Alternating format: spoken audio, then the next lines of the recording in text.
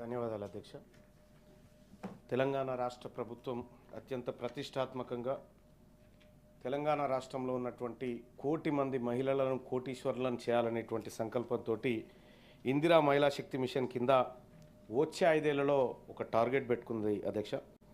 రాబోయే 5 ఏళ్లలో ఆడబిడ్డలను 1 కోటి మందిని కోటీశ్వరులను చేయాలి అని చెప్పి ప్రభుత్వ లక్ష్యం అధ్యక్ష.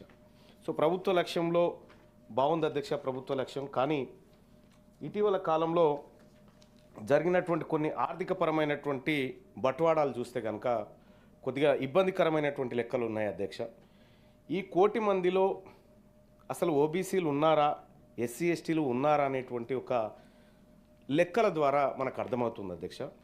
ఇక్కడ సరే కేంద్ర ప్రభుత్వం అయినా రాష్ట్ర ప్రభుత్వం అయినా ముద్రా లోన్స్ విషయంలో జరిగినటువంటి డిస్ట్రిబ్యూషన్ అధ్యక్ష 2024-25 ఆర్థిక సంవత్సరానికి అధ్యక్ష ఇక్కడ ముద్రా లోను 3 రకాలుగా ఇస్తూ ఉన్నారు అధ్యక్ష. శిశు, కిషోర్, తరుణ్ అనేటువంటి ఇస్తూ ఉన్నారు అధ్యక్ష. ఒకటి 0 నుంచి 50,000 వరకు, ఒకటి 50,000 నుంచి 5 లక్షల వరకు, ఒకటి 5 లక్షల నుంచి 10 లక్షల వరకు ఇస్తూ ఉన్నారు అధ్యక్ష.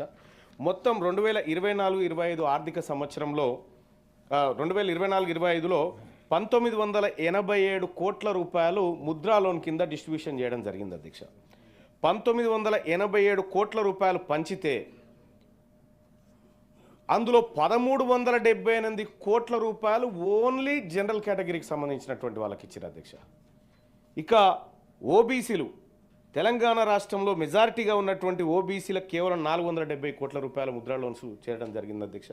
అలాగే ఎస్సీలకు కేవలం 87 కోట్లు మాత్రమే దక్కింది.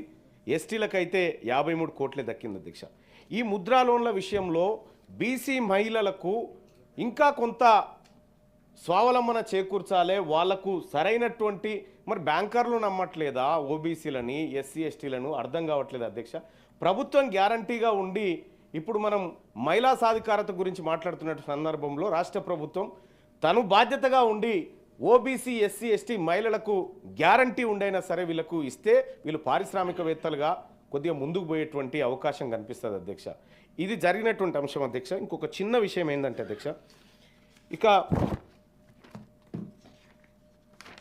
2018 నుండి 2023 మధ్య అధ్యక్ష 2018 నుంచి 2023 మధ్యలో 604 మంది హైకోర్టు జడ్జీల నియామకం జరిగింది అధ్యక్ష.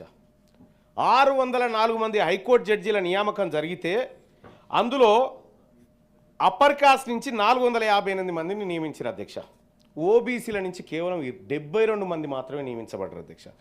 ఎస్సీల నుంచి 18, ఎస్టీల నుంచి 9, మైనార్టీల నుంచి 34 నియమించారు అధ్యక్ష. ఇక్కడ జ్యుడిషియరీలో అన్యాయమే జరుగుతుంది, లోన్స్ డిస్ట్రిబ్యూషన్ దగ్గర అన్యాయమే జరుగుతూ ఉంది. అంటే బీసీలకు, నిమ్న వర్గాలకు అందాల్సినటువంటి నిధుల విషయంలో కూడా రాజకీయ అవకాశంలో కూడా అన్యాయం జరుగుతుంది. కాబట్టి ఇప్పుడు చేసినటువంటి సోషియో ఎకనామిక్ సర్వే ఏదైతే ఉందో, కుల సర్వే, ఆ సర్వే ఆధారంగా రాబోయే 1 సంవత్సరం అంటే గడిచిపోయింది, రాబోయే 4 సంవత్సరాలైనా 42% వాటా ప్రతి దాంట్లో అందించాలి అధ్యక్ష. అలాగే ఓబీసీలకు ఎట్లయితే ఎస్సీ ఎస్టీ సప్లాన్ ఉందో ఓబీసీలకు కూడా సప్లాన్ పెట్టాలి అధ్యక్ష. పోయినసారి 9,000 కోట్లు కేటాయించారు అధ్యక్ష. అందులో ఖర్చు పెట్టక మిగిలినటువంటి నిధులు ఉంటే వాటిని ఈసారి క్యారీ ఫార్వర్డ్ చేసి కొత్తగా 20,000 కోట్లతో పాటు ఇవి కూడా యాడ్ చేసి ఓబీసీల సంక్షేమాన్ని రాష్ట్ర ప్రభుత్వం తోడ్పడాలి వాటి కోసం అని చెప్పి తమ ద్వారా తెలియజేస్తా ఉన్న అధ్యక్ష. ఓకే, కోదండరామ్ గారు.